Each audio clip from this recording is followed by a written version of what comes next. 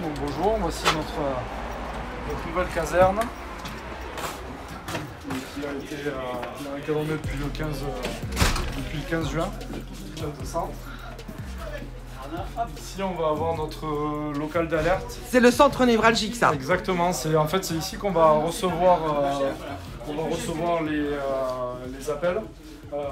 Donc une fois qu'on est bipé, qu'il y a une intervention qui est mise en route, on va recevoir ici sur la console notre ticket de départ. Et puis ensuite on va aller se changer dans les vestiaires et puis partir avec l'engin qui va correspondre à l'intervention. Et ça fait à peine plus d'un an, depuis septembre l'an dernier, que je suis pompier volontaire au sein de la caserne de Sainte-Marie. À partir du moment où je rentre sur l'île, je me mets disponible en fait pour les pompiers.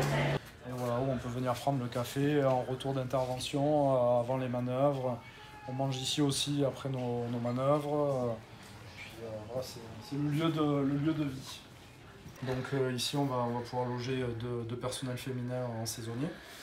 Et nous, ça peut nous servir aussi, par exemple, si on est en alerte tempête, pour être encore plus opérationnel et pour prendre les départs encore plus rapidement. Donc ici c'est notre local VSAV, c'est ici qu'on a l'ambulance, avec un espace spécifique pour le réarmement. Donc dès qu'on rentre d'intervention, on va directement réarmer avec tout ce qu'on a utilisé sur intervention, de manière à être toujours opérationnel.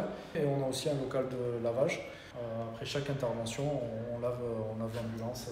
Alors les missions sont vraiment diverses en fonction de la période touristique ou l'arrière-saison, mais essentiellement du secours à personne. Et puis après, donc de l'incendie. Et puis ce qu'on appelle les opérations diverses qui vont être les inondations, la capture d'animaux, voilà, tout ce genre de missions. Tous nos engins sont engins les uns après les autres, voilà, de manière à pouvoir prendre le départ directement.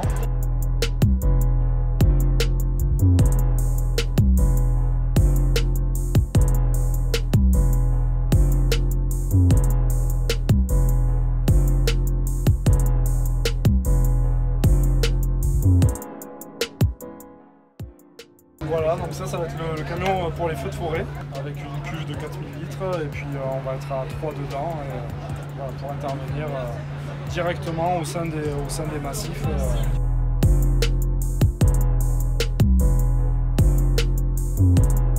Donc voilà, avec tout notre matériel qui est toujours à la même place, toujours dans le même état d'esprit, qu'en fait les gestes soient des automatismes et qu'on ne passe pas 2 heures à chercher quand on a besoin de matériel sur intervention. Donc, avant de pouvoir monter sur un engin, on va avoir une formation. Pour l'incendie, on va être sur 11 jours de formation plein, sur l'ambulance 12 jours.